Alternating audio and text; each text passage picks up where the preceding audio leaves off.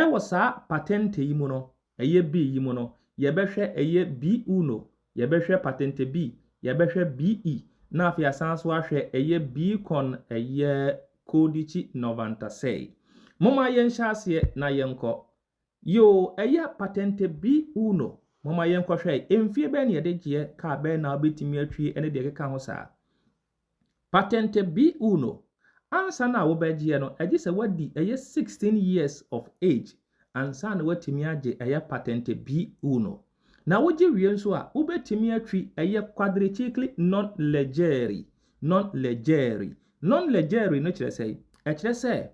enya ade a emu oha we de emu yedai emu odu an ye leggeri no kire se eno emu oha but non-leggeri vodire se emu odu na eno nso no eye 4 rote na wo de betimi de atwie afei eye ni potenza maxima no nso no or se eno nso eye 15 kilowatt afei eye ni velocita enso yesei enso eye otanta hwene yio emirika woko eye sei 80 kilometers per hour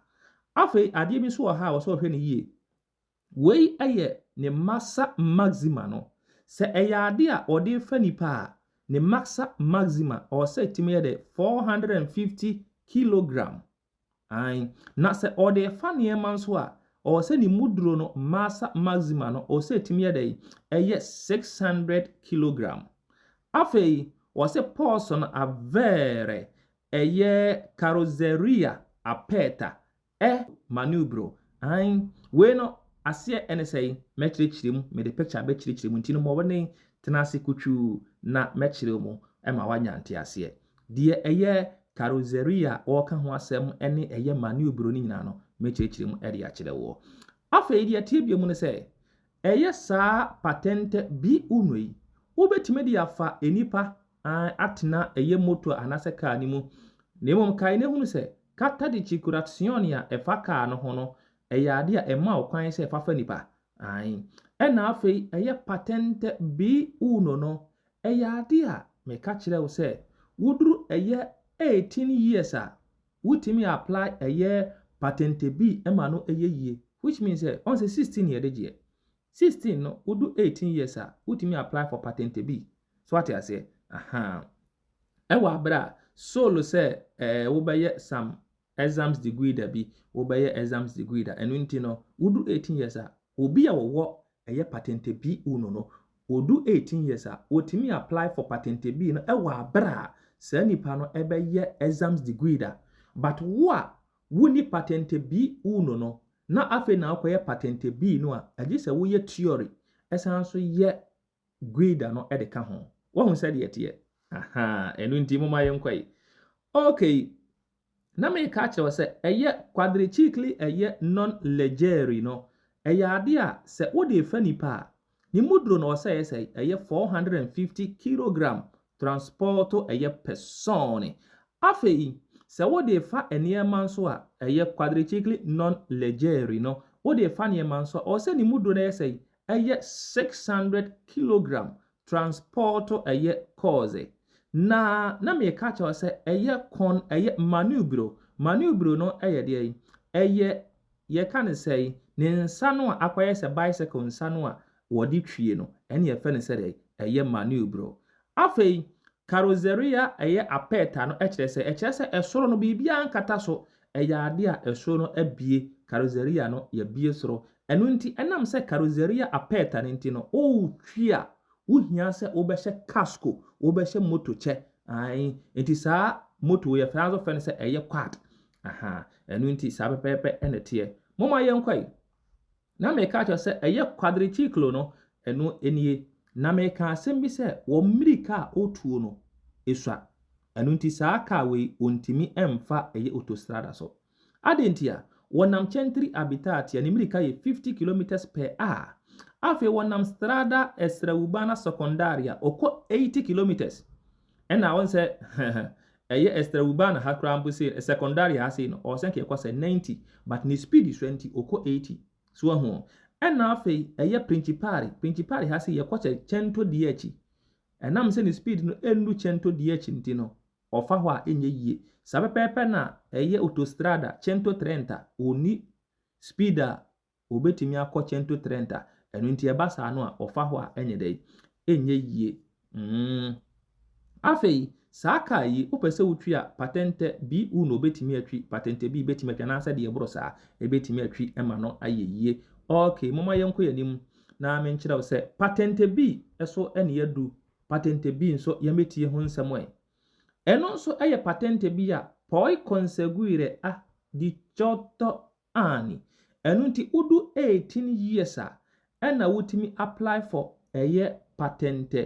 B eno nkyerɛ sɛ udu 18 years pepepa no apply obi ho a wadi 50 years afi no ko apply ene de tete sa ne nyina no ɛyɛ ade a ɛyɛ pepepe nti efiri 18 years ɛkɔ no na awo ho akonya sɛ wotimi apply ema no ɛyɛ yie okay mama yenhwɛ saa ɛyɛ patente B yi no wobetimi de atwi auto vehicle ye kase auto vehicle ye kyese cars a yetwie yi enyina ye auto vehicle eno nti ne yenhwɛ ɛyɛ saa auto vehicle yi ɛyɛ ade a driver ni ene passengers a etimu no eni kwa sɛ ɛboro ɛyɛ 9 persone con passeggero ene conducente ni nyina no eni kwa sɛ ɛboro 9 posti eno nti sɛ wo car no seat no ɛboro ɛyɛ 9 seat a ɛnyɛ patente B ene yedi twi biem na emom na no patente foforo ene yedi betwi a yebɛka ho asɛm akyiri afei kai ne hunu sɛ o patente B no a wutwie no ɛyɛ car kro no a wutwie no ni muduro no massa complessiva car ni muduro no massa complessiva a piano carico eni kwa sɛ esuperare ɛyɛ 3.5 tons which is 3500 kilogram eni kwa sɛ ɛboro ɛyɛ saa ɛyɛ emuduro yi enu ti patente B sɛ ɛboa na no hia patente foforo na de atwi a yɛbɛka ho asɛm akyiri okay mama yenkɔ ye kwa na me kyerɛw sɛ ɛyɛ auto vehicle na meka ho asɛm no yɛnhwɛ ɛwɔ auto vehicle ni mu no wobetimi de atwi ɛyɛ auto vettura ɛno nti auto vettura no a wodi twie no sɛ wotwe ɛyɛ remorque a o sɛ we no wotimi twe ɛyɛ remorque a ɛyɛ leggero o de twe remorque a ɛyɛ leggero na leggero no ɛwɔ sɛ ni muduro remorque ni muduro no o sɛ epem 750 kilogram kai ne hye no so pa ɛna afei no nso no sɛ October 2 no wo de twe ɛyɛ ye kan sɛ remorque a ɛno nso non leggera ne massa no all three sɛ ne massa no ɛbo ɛyɛ 750 kilogram krampo no a bomodin de hu sɛ massa complessiva ni nyina no sɛ wo kan nyina bomu a eni kwa sɛ ɛboro 3.5 tons enu no hian pa patente B eni kwa sɛ boro 3.5 tons enu nti yemfa na maako na membreki eniema down na nya na ntiase okay ubetimi di patente B atwi ɛyɛ auto caravan a ne massa complessiva no non superiore ɛyɛ de 3.5 tons afei ubetimi di atwi autocarro a no nso ne massa complessiva a piano carico sɛnea magum ni total ye weight ni nyina no eni kwa sɛ no nso esuperare 3.5 tons patente B no eni kwa sɛ bro 3.5 tons afei wobetimi de atwi ɛyɛ macchine agricole wobetimi de atwi macchine agricole eno nti macchine agricole no eno de ebia betimi atwi anke echesenale kyese empo special one a yaye for a special ɛyɛ adwuma bi no eno kora betimi de atwi Nemo no tie eye makine operatrici kyerɛ sɛ eye kaasa yɛde yɛ construction nyuma no ebi yɛ zgombre neve wobetimi atwi ɛno ema na yeye nemo non quali eye exceptionale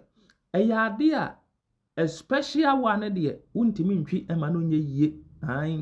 afei tie mathematics bi yɛ wɔ ha ubetimi di atwi eye tutti eye tricicli anche quelli di potenza e superiore eye 15 kilowatt ma dopo avere anase ave eye computo 21 anni ɛno nti wobɛtumi de atwi deɛ nanso gye sɛ wadu anaasɛ waduru mfi a ɛyɛ 21 years ɛno koraa mpo no ɛyɛ solo in Italia. Na wonim sɛ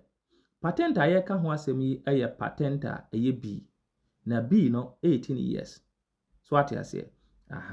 Ɛno nti sɛ wopɛ sɛ wode twi yɛnka ne sɛ ɛyɛ saa ɛyɛ tuti trechikli no a ɛgye sɛ wobɔ mmɔden sɛ wobɛdu 21 years na wodu 21 years nso a ɛyɛ Italy ha nko a ɛna ma wo kwan saa.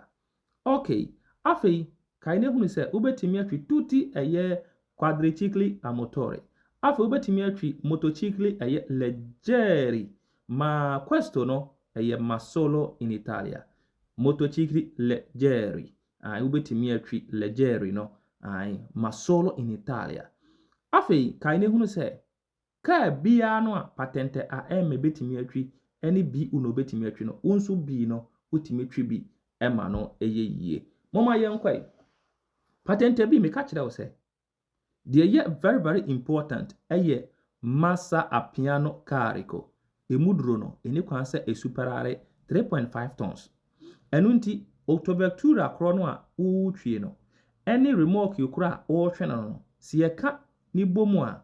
ɛni kwan sɛ ɛboro 3.5 tons. Ɛno nti yɛhwɛ a wei otobectura ne mu duro ɛyɛ 1.75 tons, which is 1,750 kilogram. Deɛ tie ne sɛ 1 ton ebia yɛ 1,000 kilogram. Nti so ohun sɛ 1.75 tons ane kyerɛ sɛ 1,750 kilogram. Okay. Yɛka ɛyɛ remorque no nso 1.75 tons ne ebomu a na kyerɛ sɛ ebenya 3,500 kilogram, which is 3.5 tons. Ɛno nti hyɛ no nso hyɛ no nso na ɛmoa because 1,000 kilogram 1,000 kilogram ɛma yɛ 1 tons ɛma yɛ 1 tons. Okay. Ɛno nti 1,000 kilogram ɛma yɛ 1 tons. Ɛno nti sɛ wopɛ ɛyɛ 3.5 tons a na ɛbɛyɛ 3,500. Okay, nti monhwɛ no yie na ɛmoa mo. Okay. Okay, mma yɛnkɔe. Na wotumi twi ɛyɛ quadriciclo ɛma no yɛ yie. Wotumi twi ɛyɛ motociclo ɛma no yɛ yie. Wotumi twi ɛyɛ triciclo a motore ɛma no yɛ yie. Patente B no. Wosan so tumi twi ɛyɛ macchine agricole. Sɛ dɛ meka kyerɛ mo no gye sɛ wei no ɛyɛ ade a ne shape no ne bibia no ɛte sɛ ɛyɛ deɛ ɛyɛ motor vehicle. Okay, wobɛtumi atwi otobectura, wobɛtumi atwi autocaravan. Ni nyinaa no bɔ mmɔden hu sɛ ne massa appiano carico no ɛmboro 3.5 tons. Okay. Afei sɛ ɛboro 3.5 tons a yɛbɛyɛ ne dɛ. Ɛboro 3.5 tons na sɛ ɛpem 4.25 a tons a ɛno no yɛde ɛyɛ patente B con ɛyɛ codici 96 ɛna etwie. Ɛno nso ɛyɛ otobectura korɔ no a wotwie no plus ɛyɛ remorque korɔ no a wɔtwe no yɛka bɔ mu a ɛni kwan sɛ ɛboro 4.25 tons. Ɛno nti sɛ wode ba kilograms a wei 4.25 tons wode ba kilogram a bɛyɛ sɛ kwaku mensa metie wo. Okay, ɛbɛyɛ 4,250 kilogram. 4,250 kilogram. Ɛbɛyɛ 4,250 kilogram. Okay. Ɛno nti ɛyɛ na ɔmo keka kilograms ne ade na bom a ɛyɛ na ebiri wɔ bi ani so. Because we no ne kilograms enie. Medi kan ka kyerɛ wo sɛ 1,000 bia kilogram bia ma yɛ 1 tons. Okay. Ɛno nti mama yɛnkɔe. Deɛ tie no sɛ wopɛ sɛ wode patente B con codici ɛyɛ 96 a kae na hunu sɛ kaa bi a wode betwi bia ne kwan sɛ ne muduro no ɛboro ɛyɛ 4.25 tons a ɛyɛ 4,250 kilogram. Ɛni kwan sɛ ɛboro saa. Okay. Afei wobetimi aye patent B ewa abra wobesan so aye patent B konkodichi eye Novantasel wobetimi aye ni nyina abom ewa abra wo so odi kan pass B na ansa na akọ Novantasel because B no won Novantasel no won anim nti wo so wie B na ansa na aye Novantasel wobetimi aye ni nyina abom ba ko say bia wusua we na wusua no so ka ho but o so oje patent B ni wi ansa na akọ je no so ena se wunya eje patent B no so ewie nso a enya afi na akọtwero ho eye theory bio eno nso obeye practical ewa abra wode cars bi ena ebeye ye ene ade okay ena afi nso no o so wo hye no nso na hunu se one se wo twi remorque no ni mudro no ebetimi aboro eye 750 kg non leggero anase bia leggero no ebetimi o se boro eye 750 kg eno eboro kurampo no a yegeka bom sade ye kurampo no a eni kwa se total no de eboro nti sade tie bia no ebia betimi 1000 2000 but kai ne hunu se October 2 no a wutwie no yeka eno ni bom a ebebo 4000 no anase emboro eno ni the most important na o se wo hwe moma yenko yanim na menkoso a enka nkire wo se the same thing no na meka akire wo eno nti sade tie bia no kai ne hunu se mathematics na o ka bomu a emma no emmoro eye total no a eye wonim no eno nti kodichi eye Novantasel no kodichi Novantasel no total na yesai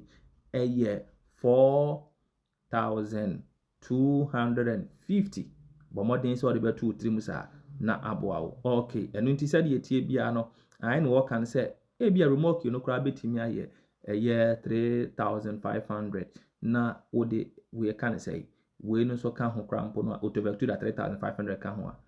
na che se aboro so what I say na emom no wode kan ho a o so man hu se ebeye pepepe okay afei se eboro so biemu a se me kan ya yesi aboro so yi eboro so biemu a patent a yedi twie eye patent BE na patent BE no anase BE no eye ade a ni total massa complessiva no eni kwa se superare eye 7 tons okay mamusa wade o 7 tons no what ba kilogram abe say matro 7 of ade akaka ho ebe say why ade ebe 7000 kilogram okay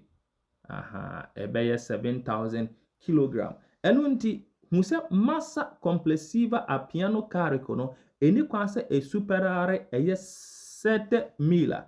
eni kwa se ebro eye 7000 eni kwa se bro eye 7000 nti no eye octobectura no plus eye remorque no ye kabomu a 3.5 which is eye 7 nti sa pepe enetie okay enu nti bomode na hye nso ne hunu se